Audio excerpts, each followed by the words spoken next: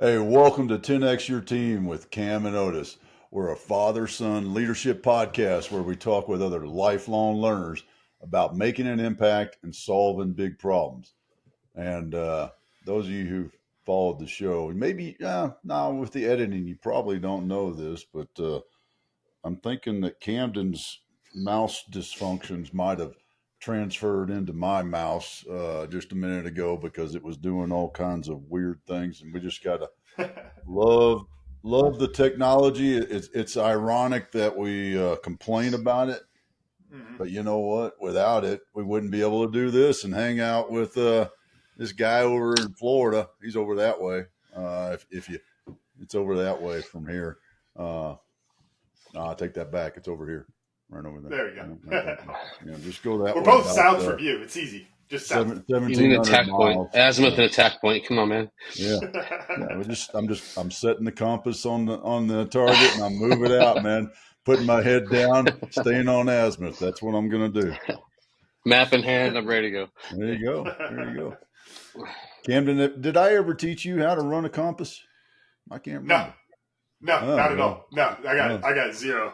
I think I got the instincts. I'll put it that way. I think I got all of the Green Beret instincts, some of them at least, and then none of the teachings. So I think I got a little bit of a chance to survive out there.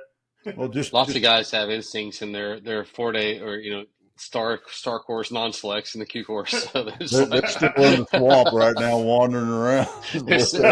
Big muddy creek, still wandering around trying to break through the draws. Yeah. Hey, I'm in good company, I guess. They are supporting the needs. Thousands of them. Your legions of fellow instinctual navigators. Yes. Yeah. Well, I was also going to say, you're going to be in a shitload of hurt when that EFMP hits. Not EFMP, EFP. EFP. EMP. I thought it was, I was going to say, I thought EMP. EMP. I'm confusing. We got the garden out there. We got a good, 3 days worth of food out in the garden. All right. For about another month until it all fries in the sun, right? Oh my gosh, there's no green left in this yard, Dad. Don't even get me started. It's only April. But speaking of green and back to the swamp reference, we got our good buddy Scott Kendener. Kendener. You're going to have some extra syllables, boy. This is going to be a long show. I can tell already. It was a rough night. Professional expectations were here. They're kind of lower as we talk. So. I did a lot of talking. Just gotta get warmed up. I did a lot of talking last night, hanging out with some cool folks. So nice. Yeah. But my swamp. You can say Peyton Manning. It's okay. You can say you met Peyton Manning. It's all right. Yeah, I did. It's all right. Your mom posted it. Hung out for probably 15 seconds. I saw it on his Twitter. He was all happy. Dude, I met Otis McGregor last night, and he put some selfie up there with you, so it's pretty cool. Yeah. Well, I mean, he's promised he'll give me a shout next time he's in town. And so got that going for me. Right? Yes, sir. So, Scott, brother, it is always good to hang out with you and get your thoughts on various subjects. And you and I have talked about a lot of different types of leadership things over the years, and I think this one, this thought that we had this morning in prepping for the show. And a discussion of leadership versus management is always an interesting one. And matter of fact, you in that discussion, pre-show discussion, you even mentioned some conversations you've had with some other folks about leadership versus management. So tell us that little tale, please. Oh wow! You want to start the show off with a bang? All right, here we go. So I run a course for retiring special operators called Soft PM. It's a project manager certification course. But during the course, obviously, we're talking project leadership and all that stuff. So me being me, it's a pretty boutique course. And just to repeat it, because it bears repeating, it's all SEALs, Marine Raiders, Green Berets, and a bunch of soft professional psyops, civil affairs, and more. But I'm talking leadership in the course. And I said, well, the old, there's all sorts of memes about this, right? Like if you look on LinkedIn, you see all the memes about like the leader is in the pool trench, with the troops, he's in there, he's doing stuff, he's in there, and the manager is sitting on the sled, the troops are all pulling, kind of whipping the slaves as they go and whipping their minions. And this black green beret in the chorus goes, "Dude, that's messed up." I said, "What's messed up?" He said, "The fact that you're referencing like whipping slaves." And I'm like, "I'm not applauding whipping slaves. I'm saying there's a meme on social media about leaders are within the troops and fighting with the troops, and managers are sitting behind the troops and energetically pushing them forward," is what I was trying to It's an convey. example I'm of not in what any way not to do. espousing racism or anything in this Yeah. conversation. But I said, the fact that that's the one thing that you jumped in on lends me to believe that you're probably not the leader that you believe you are. And he got mad. He was a warrant officer. He got super mad. And he goes, "I've led at this level and this level." And I said, "How effective were you?" And I said, "Now, did you truly lead as the company warrant officer and the whatever, or was somebody else leading and you were managing different pieces within there? And maybe that's why it hit a nerve with you and you decided to kind of attack me for this social media meme that I didn't create, nor am I espousing. It's not on my feed anywhere. I'm just saying it's alive and well out there." And so I think it's a massive misperception, and so much emotion is tied to this whole piece of, am I a leader or am I a manager, right? And I'm blessed and cursed at the same time that I'm doing some piece within those two terms of 4 companies right now. The Center for Project Innovation, I'm the CEO. DOL Coach, I'm the CEO and founder. Cedar Mountains University, I'm a co-founder and managing director. And Unconventional Words, Unconventional Minds, your dad and my new thing that we're trying to launch. So plus the foundation that we have as well. So I'm like, I'm all about effective leading, but at the end of the day, it's a topic that really needs to be explored, because where do we teach it, right? Outside the military, especially, where do you get taught leadership skills? Is it nature and nurture, or what in fact makes him becomes a leader? So when Otis sent me the text this morning, we're talking leaders versus managers, I went, "Oh man, I got some conversations on this one that we can talk to."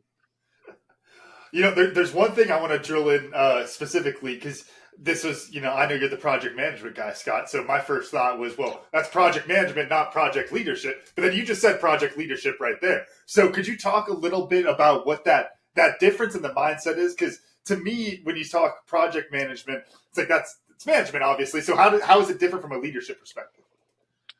Well, I mean, the very term management, right, is devoted to leading tasks and seeing things and people through to completion, right? And I didn't coin the phrase project management, obviously, but I think that's where it comes from, is somebody at the helm of an effort that takes that effort through all sorts of people and elements within that team that will push that project through to the successful deliverable, right? And so I think that's where the phrase project management comes from. But missing within and I'll say this full stop, and anybody, Scott at DOL Coach or Scott at project.info, feel free to email me if you have any issues, right? Project management is much different from project leadership. And the higher you grow in the organization, you have to learn to morph out of, is this task 50 or 75% done, and who's behind and who's not here, and where are we on this Gantt chart or Kanban board or whatever, and actually lead the team through ability, willingness, tardiness, all sorts of life factors that happen into achieving that strategic vision. And to me, that's what project management is understanding what the vision is and hitting the goals and deliverables, achieving the outcomes to make sure those outcomes are locked tight, thereby ensuring the success of the organization overall. Well, I think I'm going to take it back a little bit more. And at some point, and I don't have any clue where this happened, somebody decided that management was bad. And I think that's where the fault in the public perception is, well, don't be a manager, you got to be a leader. Well, no, it doesn't work that way. And I've talked about this many times in my keynotes, especially, is there's no such thing as a bad leader. It's just bad people. There's no such thing as toxic leadership. It's toxic people. And if somebody is in a position that has the title manager and they can't lead, then they're not a leader. They're just holding a title, whether it's the title of manager or whatever it is. It's a title, and that's all it is. And I think that's one of the things that I've kind of made it every opportunity I get to talk about, because I think the perception is wrong. And there's folks, and some of those folks got books on the shelf behind me, by the way. Some of them folks do that talk about toxic leadership and you can't be a manager, you have to be a leader. Hey, folks, if everybody is doing that kind of a definition of leading, because when people say that, they're talking about the leader who has the vision and sets the path and the guidance and excites the team and instills the effort in the team. Yeah, that's the leader. Well, who the hell is getting the damn job done? A manager. Yeah. Manager. Go ahead, Scott. Man, you touched on 3 or 4 different points here, so I'll try and collect my thoughts. And I'm going to guess I'm going to make Cam and probably both of you laugh when I quote this next person in a moment, because it's probably not something you're expecting me to say, right? But I am an avid Dr. Laura listener. Dr. Laura Schlesinger on Sirius XM. Whenever I go pick up the kids from school, Dr. Laura's on, and her brutal honesty and just, I think she's got like 60 years on the radio, right? I mean, she is amazingly, she is so well traveled. It's insane. When people call her, and now let's talk Dr. Laura versus Ken Coleman, right? Ken Coleman from the Dave Ramsey show, who talks about like career transformations and the proximity principle and all this other stuff. He gives people a lot of credit for toxic leadership beneath them, whereas Dr. Laura puts up with none of that crap at all, nor do I. Because my job, and again, I'm the CEO of 4 organizations at the moment, which is crazy, but only momentarily. My job as a CEO is not the worker bee. It's to lead and set the intentions and the strategy for the organization. So step one, Dr. Laura calls out toxic leadership. It says, just because somebody tells you to do your job and earn your paycheck doesn't make them toxic. That's not toxicity. That's holding you accountable. And I have a quote in one of my project management courses that says, low-level confrontations keep the big confrontations from being necessary, right? So that leader that holds people accountable, and accountability, probably a topic for another show if you guys ever have me back, is a whole other topic, right? But toxicity isn't in holding people accountable. And I read a book called Turn the Ship Around by L. David Marquet, a Navy captain, and he talks about what he calls IBL, intention-based leadership. And I fell in love with it in last fall when I read it. And as I took the helm of the Center for Project Innovation, I started incorporating his exact wording and methodology. So great example, and I know that neither one of these guys, or there's 4 or 5 of them, so none of them will listen to it. My team in the Middle East, I started off with them and I said, I'm going to tell you my intentions for our positioning and posture in the Middle East. And now you tell me how you intend to support and nest under babushka doll style my intentions for the success that we do. And then we come to an agreement and I hold you accountable. But lastly, real quick, once you set those intentions, David Allen, in one of my all-time favorite business books, Getting Things Done by David Allen, he talks about like how the pieces of getting things done, the GTD methodology and all that stuff are out there, right? And I love those 5 pieces: capture, clarify, organize, do all that stuff. But in the back of the book, the second half is basically these 5 horizon levels. And so horizon level number 1 is in, just putting out fires and doing tasks and doing all that stuff. Projects aren't until horizon level 3.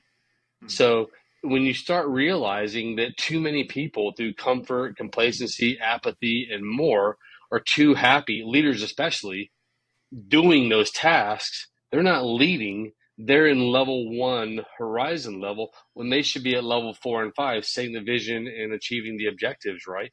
And so it's all understanding mentally where you need to be. And there is a necessity for managers. I joke that my wife's company is a tens of billions of dollars public company. And, I tell people in project management training, and I won't mention the name of her company so nobody gets mad at me, but her company's organization chart looks like Al-Qaeda prior to 9/11. I look at it and I'm like, are those cutouts or those go-betweens? Like, why is there a cellular structure built into your org chart, right? And there's all these different levels of management in between. And it's to do exactly what Otis said. It's to get things done. Leaders set the vision. Leaders should remove blockers from managers and more, right? The higher level that you get. But leaders should enact the vision of the organization with that intention and more. Managers should hold people accountable for getting that done. And it's a rare entity, myself included, that can do both, right? There's times to where I can both set the vision and times where I can go and hold people accountable. But a lot of times it's a rare person that can truly lead and manage and do so seamlessly every day of the week. We kind of 40 plus hours a week. We kind of had this. You guys both already kind of mentioned it, but the question of like, do we actually need the managers? We're talking about leadership versus management. There is the value there, but what I'm interested in, could we tease out the value of the manager as like the personality, kind of like you were saying, Scott, versus like the literal role inside of a business? Because like Dad with Drive and Purpose, we talk about building a team of leaders. So if I have to build a team of leaders, my managers are still leaders. Go, Amen. Scott, go. Took the words out of my mouth. I tell people all the time, and again, hear me out. Don't start laughing right when I say this first sentence. Communism is amazing on paper. Then humans get involved, right? Yep. So when you think about a utopian society to where everybody shares and then people get involved. There's the key word, folks. Just to reemphasize, a utopian society, which also it's utopian, unrealistic. Right? Okay. It is unrealistic. So, but on paper, right, it's ideal. It's like, oh my gosh, I could be part of this whole utopian thing and we all share equally and I only work as much as you and we all have extra time. But in reality, my goal is to not have managers in any company that I have. Because if I have to have a manager, that means I'm not created the culture that I'm seeking. I don't have people. So one of the things I talk to all the time is, in the military, right, you get taught to empower your subordinates. And in project management, the definition of empower is somebody that has very high power within your project and very high interest. And so I look back at almost 90% of any corporate, consultations or coaching or training that I do, and I go, your people are neither powerful nor interested in what's going on. By default, they're lower in this spectrum. You can't empower them. I'm not saying that, empowerment is evil. When you build a special forces ODA, it's people that have power, very high power in their job roles, and they have very high interest in the success of those roles. So you can empower those people. In the 82nd Airborne, no power, but maybe some interest, right? So you can't. And I'm not, like, for those of you about to email me, like, the 82nd's awesome or whatever, right? Like, I'm not picking a fight with the 82nd Airborne. But I'm just saying, ideally, if you have a team of people, culturally, like a tribe and purpose and what I'm trying to build in my companies, that are enabled, empowered, and ready to take that fight to the next level, I don't need managers. I don't need to intersperse somebody in between to say, oh yeah, Camden got his good job done today. I'm like, I know, I saw that. I saw the output of what Camden did. I don't need you telling me and sending up false reports, right? And that's where this whole piece of micromanagement and all these other buzzwords in business come they fail, is in this whole piece of, well, we have a great team, okay? And as a result of a great team, we don't need managers. Yes, you do. Because your people, the Gallup State of the American Workplace says that almost 80% of the American workforce is disengaged at work, with half of that 80% actively looking for jobs while they're at work doing that. That system, those numbers necessitate managers. They necessitate somebody coming in and saying, Scott, where are you on this? Cam, where are you on this? Give me a status for Otis on this, right? We need people that are fully empowered to I won't say lead, but to manage those activities, because that's the corporation that we're in and the people that we have. There's a when it comes to fixing that, there's a bit of a chicken and egg problem. And what comes to mind, and this is a guy, I know he actually listened to the show, some guy I played rugby with, Ida. And I remember having this conversation. I've had this conversation with our coach at the time, now that I still coach with, about how he's an amazing athlete. And he basically would be like, well, I'm not trying hard because you're not giving me a shot on varsity. And then, so he never tries hard, so he never gets the shot. And it comes this cycle where it's like, I never put in the effort, therefore I never get the chance. But if you gave me the chance, I would put in the effort. When you're looking at what you're saying there, Scott, yes, it's like people need the manager because we're in that system now. Then what is the change to make that jump? You put a leader in there and they need the manager, then the business might fall apart.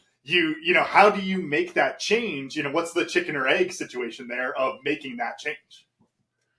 I mean, I'll go back to interest and power, right?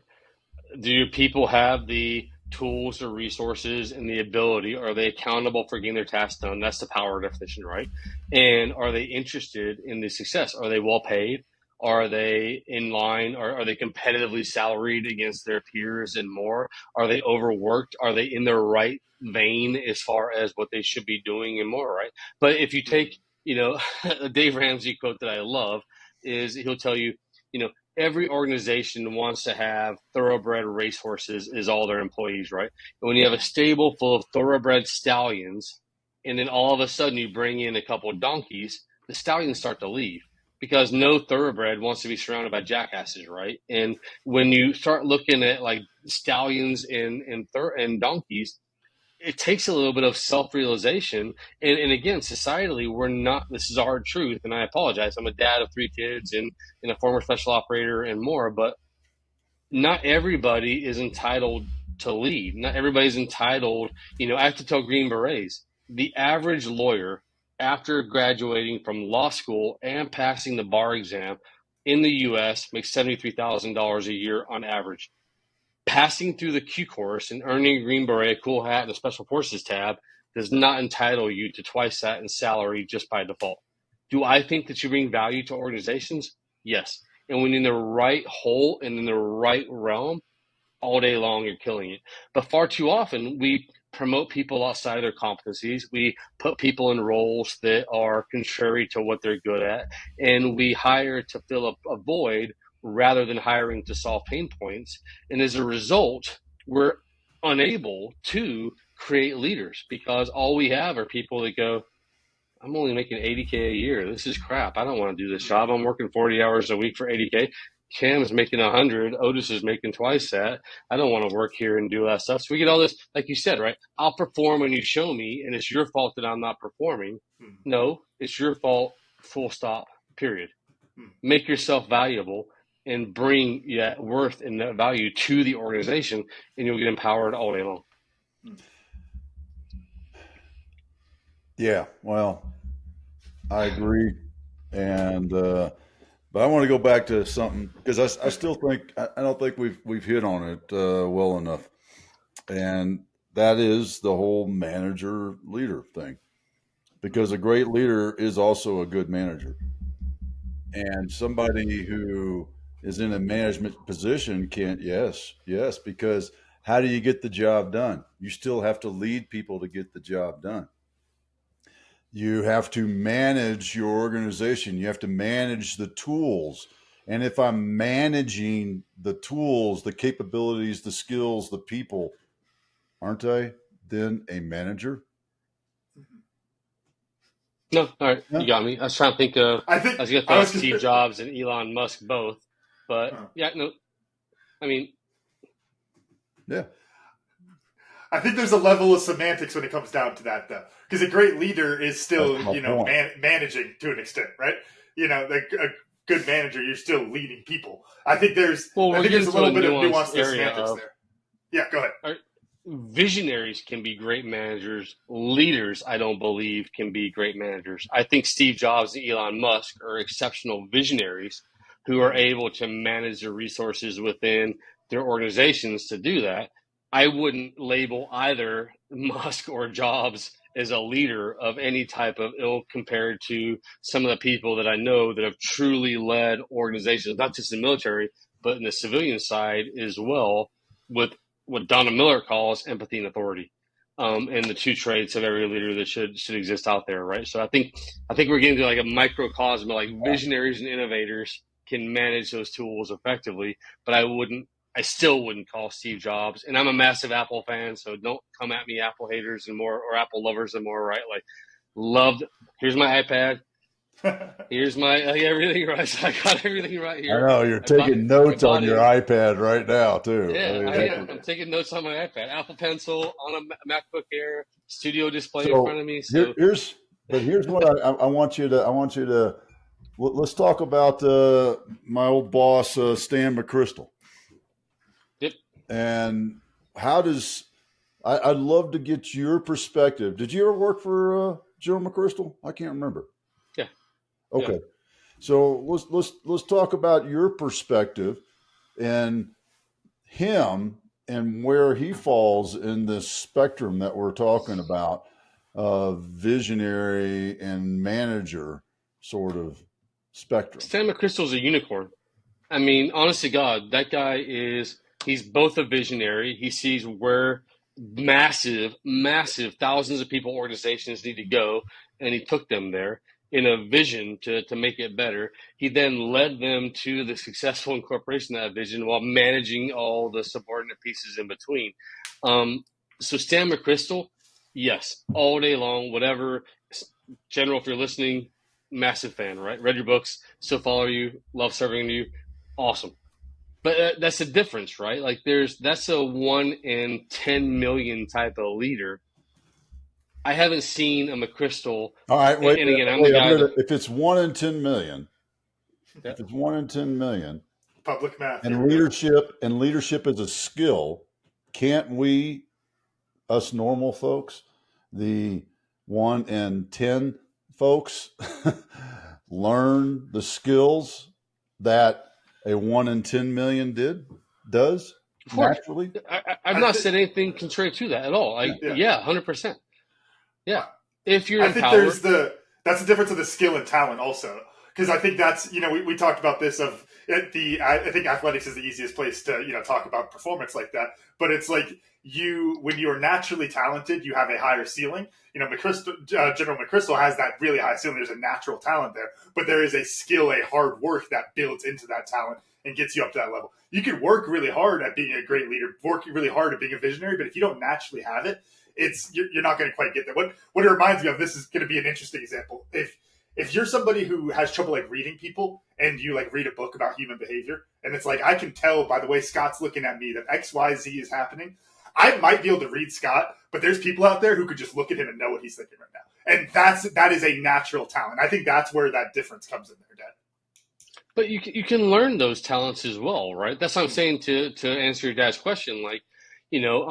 I'm not going to be so bold as to say that I could be a General McChrystal, right?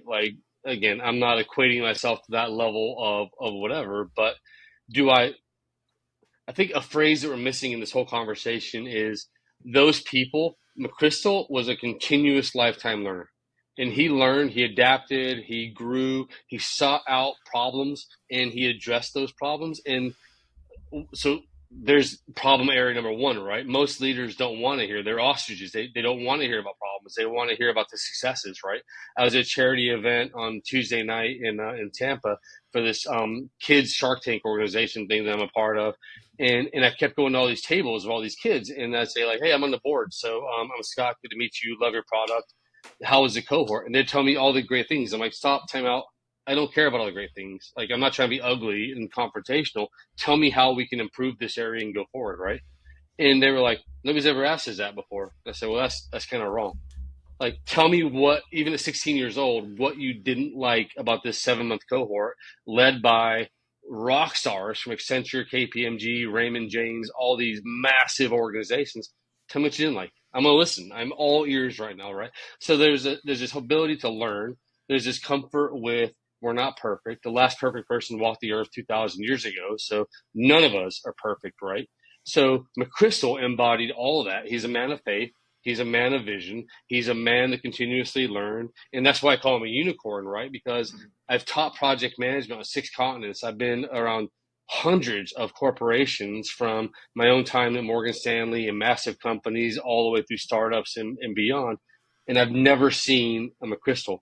Now, I know he won't be listening to this. My older brother went to the same organization as McChrystal and also went to the #1 MBA program in the country post his military time. So you would think he's checking all these boxes McChrystal that he would be this innovative in whatever. He didn't have the desire to serve an organization. He wanted to serve himself.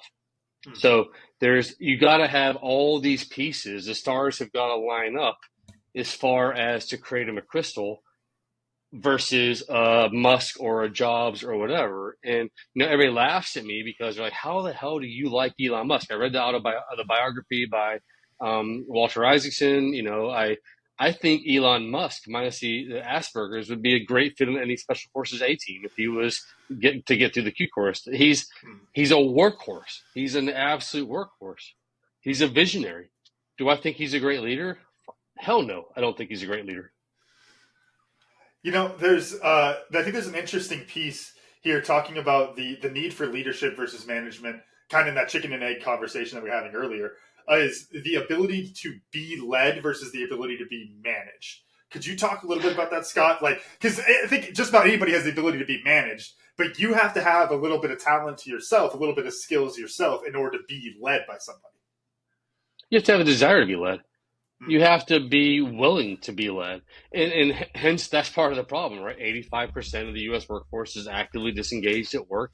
So when the leader says, "Hey, guys, we're going to make this the best app company in the U.S. and we're going to sell millions of stuff and whatever," even though that leader is a visionary and wants to do something, all they hear is, "Dude, my peer over at this other app makes twice as much as I do. They work half the time that I do." And as a result, they're looking for other jobs while at work. They're disengaged. They're apathetic. They're complacent. But when you're being managed, if you're being managed effectively, it is like, "No, that report was 49% done. I told you to have it at 50% done. Defend to me why you're not at where you should be," right? The manager has hands on more. So people have less ability to say no to managers because that manager is more, for lack of a better phrase, in their face. But leaders are this whole visionary type of element within their statement of vision. And honest conversation, and again, Scott at DOL Coach, you can email me if you don't like this, most people are inherently lazy. And they don't want to follow the visionary. And Thomas Edison said it, right? Opportunity is missed by most people because it's dressed in overalls and looks like work. And people will go, "Yeah, that's a great idea. Ooh, I got to spend 18 hours at work today to get that done. I got a kid's soccer game I got to get to. I got all these other things. My wife's mad at me. My husband's mad at me. My partner's mad at me for, right?" So people don't want to be led. They don't willingly allow themselves to be led because it's uncomfortable, but they don't have a choice in being managed from what I see. I like that. I like the way you came back around to that and define those. Because as you were saying that, this also popped into my head. Put the fence around the leader skills, right? The visionary sort of sense of I'm gonna set a vision. I'm gonna motivate you to do that vision, and then guess what? The leader does walks off, right? Because what else do you need? Mic drop. Yeah, exactly. It says go this way.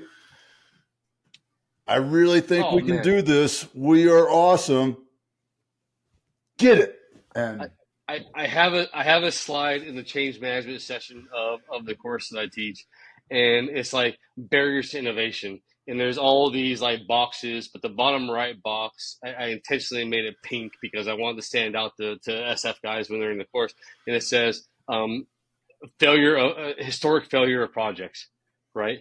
And so this you want to talk about like why people don't follow leaders? They go, "Oh, we tried that before last year and it didn't work.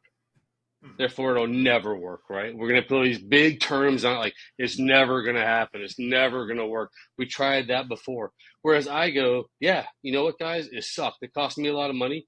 It didn't cost you a lot of money. It cost me a lot of money. It cost me a lot of heartache, not you, because you're the worker bees.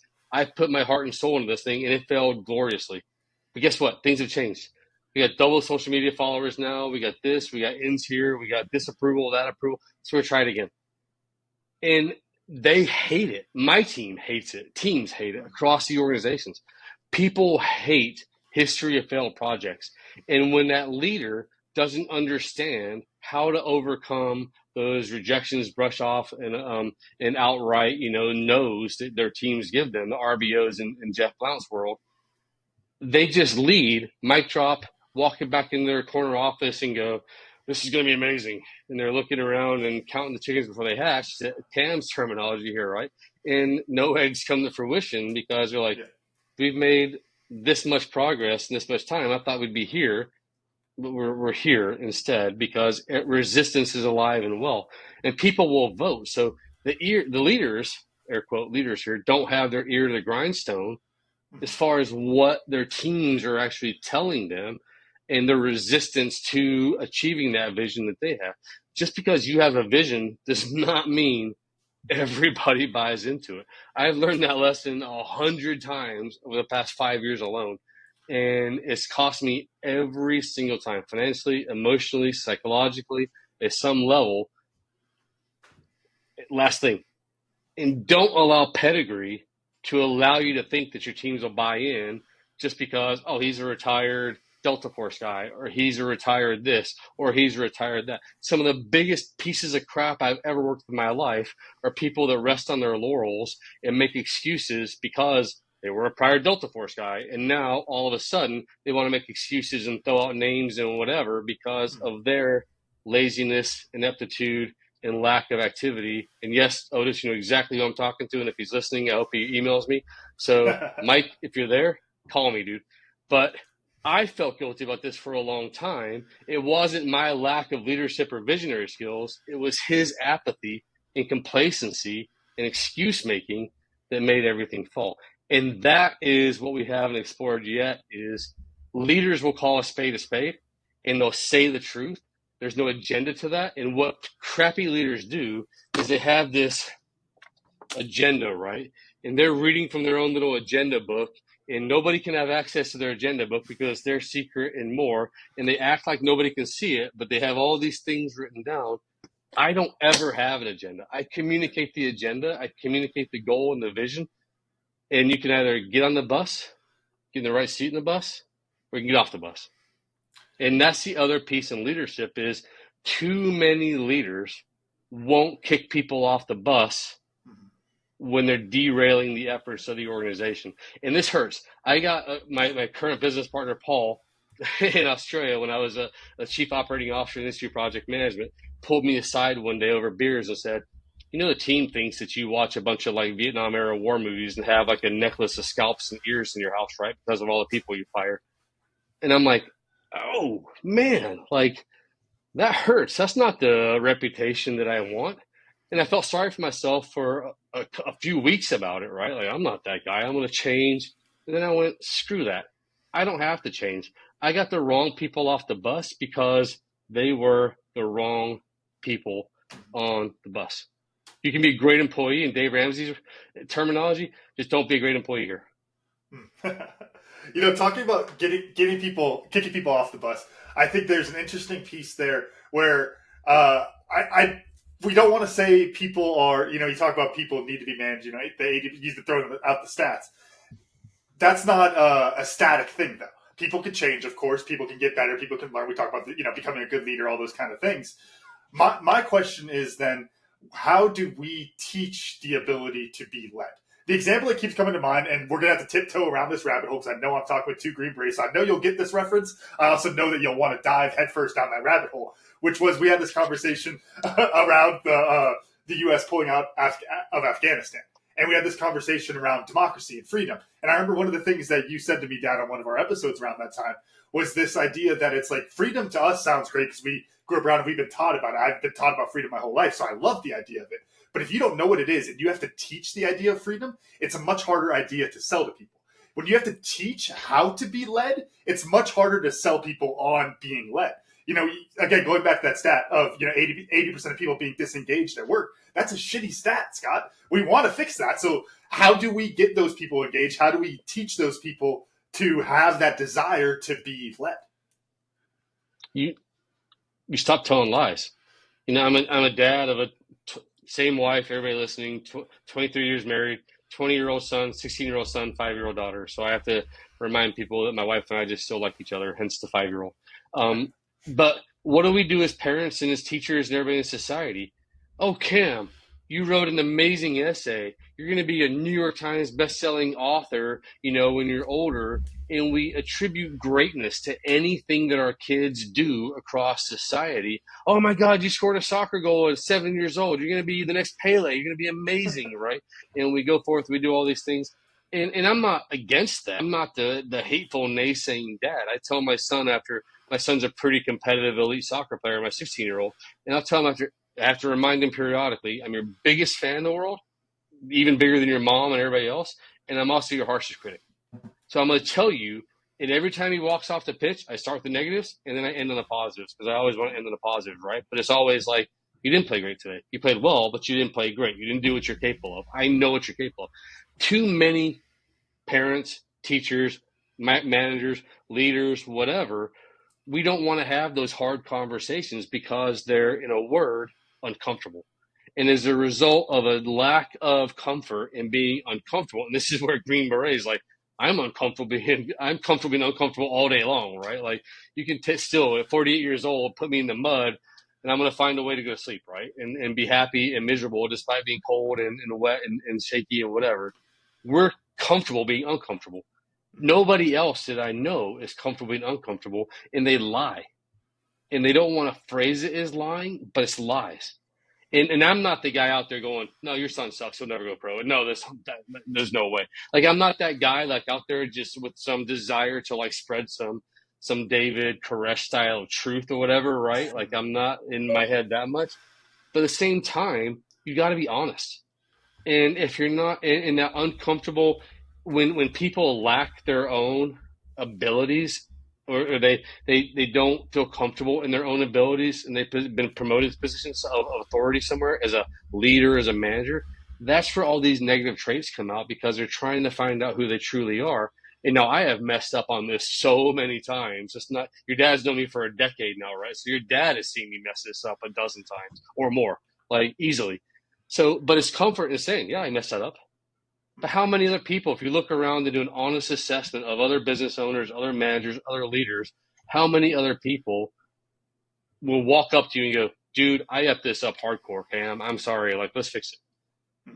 They try and hide it. They try and bury it. They try and do all this other stuff. They make excuses. It's all somebody else. It's toxic leadership. It's all these other things, right? Like, I was not set up to succeed. Baloney. You were set up to succeed, because everything necessary to succeed is in here, not out there.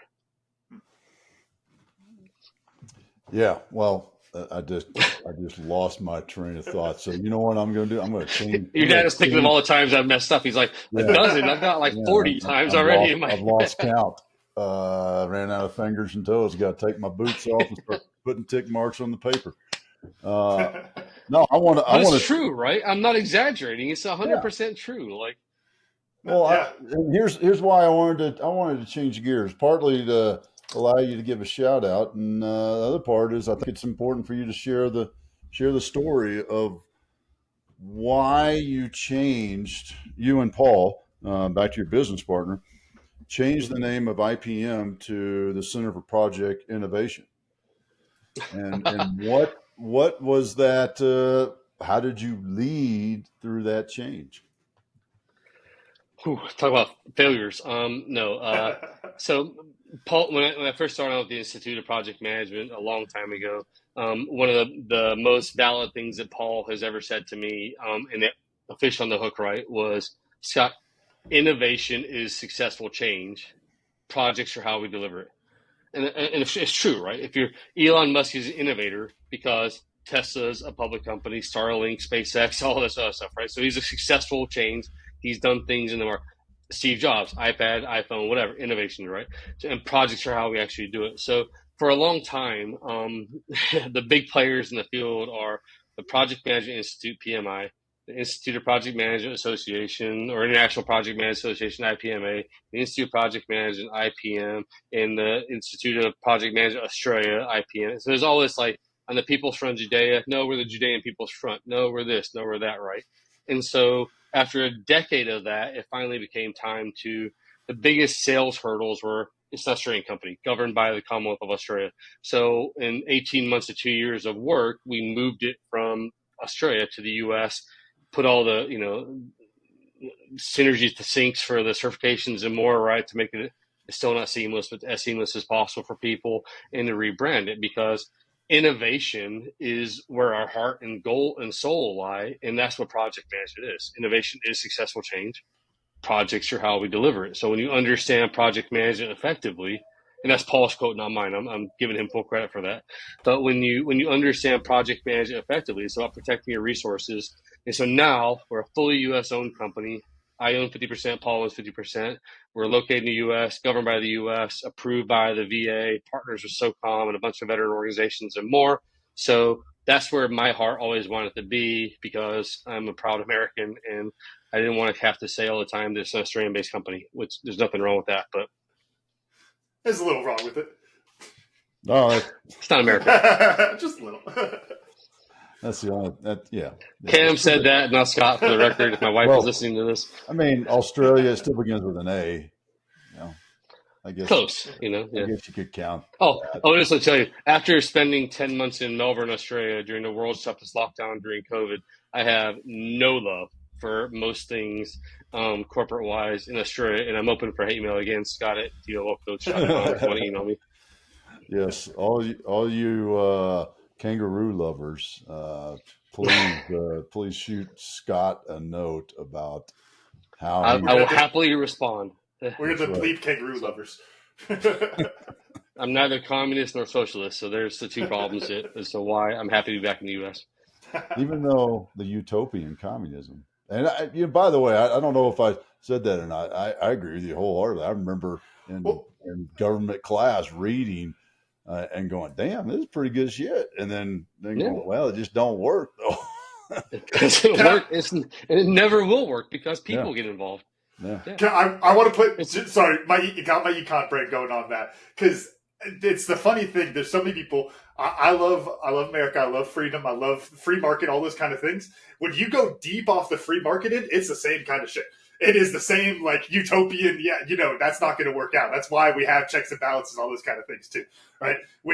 There's a difference between theory and application. Laissez-faire capitalism, Adam Smith. It works all day long. So.